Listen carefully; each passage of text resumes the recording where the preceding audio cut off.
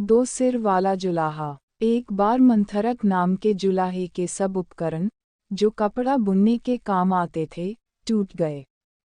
उपकरणों को फिर बनाने के लिए लकड़ी की जरूरत थी। लकड़ी काटने की कुल्हाड़ी लेकर वह समुद्र तट पर स्थित वन की ओर चल दिया। समुद्र के किनारे पहुंचकर उसने एक वृक्ष देखा और सोचा कि इसकी लकड़ी से उसके सब उपकरण बन जाएंगे। यह सोचकर वृक्ष के तने में वह कुल्हाड़ी मारने को ही था कि वृक्ष की शाखा पर बैठे हुए एक देव ने उसे कहा, मैं इस वृक्ष पर आनंद से रहता हूँ और समुद्र की शीतल हवा का आनंद लेता हूँ। तुम्हें इस वृक्ष को काटना उचित नहीं। दूसरे के सुख को छीनने वाला कभी सुखी नहीं होता। जुलाहे ने कहा, मैं भी लाचार हूँ।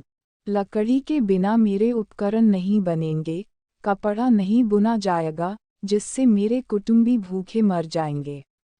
इसलिए अच्छा यही है कि तुम किसी और वृक्ष का आश्रय लो, मैं इस वृक्ष की शाखाएं काटने को विवश हूँ। देव ने कहा, मंथरक, मैं तुम्हारे उत्तर से प्रसन्न हूँ। तुम कोई भी एक वर मांग लो, मैं उसे पूरा करूँगा, केवल इस वृक्ष को मत काटो। मंथरक बोला, यदि यही बात है तो मुझे कुछ देर का अवकाश दो।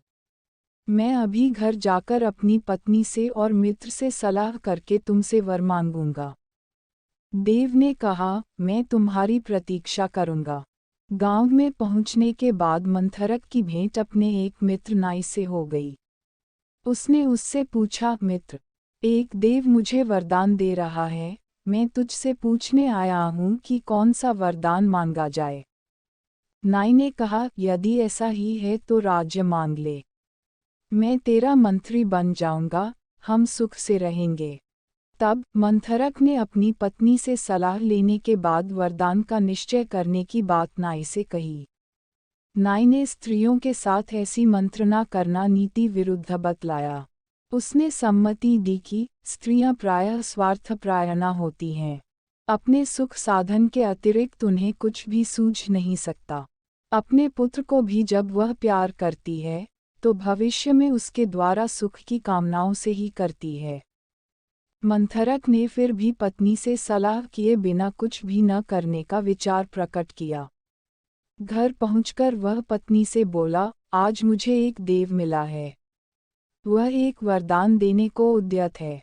नाई की सलाह है कि राज्य मांग लिया जाए। तू बता कि कौन सी चीज मांगी जाए।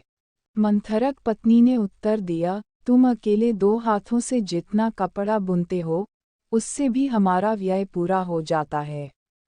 यदि तुम्हारे हाथ 2 की जगह 4 हों और सिर भी 1 की जगह 2 हों तो कितना अच्छा हो। तब हमारे पास आज की अपेक्षा दुगना कपड़ा हो जाएगा। इससे समाज में हमारा मान बढ़ेगा। मंथरक को पत्नी की बात जच गई। समुद्र तट पर जाकर वह देव से बोला, यदि आप वर देना ही चाहते हैं तो यह वर दो कि मैं 4 हाथ और 2 सिर वाला हो जाऊं। मंथरक के कहने के साथ ही उसका मनोरथ पूरा हो गया। उसके 2 सिर और 4 हाथ हो गए। किंतु इस बदली हालत में जब वह गांव में आया तो लोगों ने उसे राक्षस समझ लिया और राक्षस राक्षस कहकर सब उस पर टूट पड़े।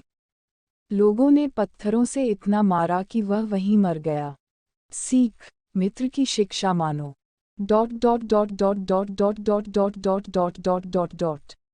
यह कथा सुनकर सुवर्ण सिद्धि ने कहा, इसीलिए तो मैं कहता हूँ कि अगर अपने पास बुद्धि न हो तो मित्रों की सलाह ही मान लेनी चाहिए। चक्रधर ने कहा, ठीक ही कहते हैं। असंभव की आशा और अनागत की चिंता में डूबे रहने वालों की दशा काल्पनिक सोमशर्मा के पिता जैसी होती है।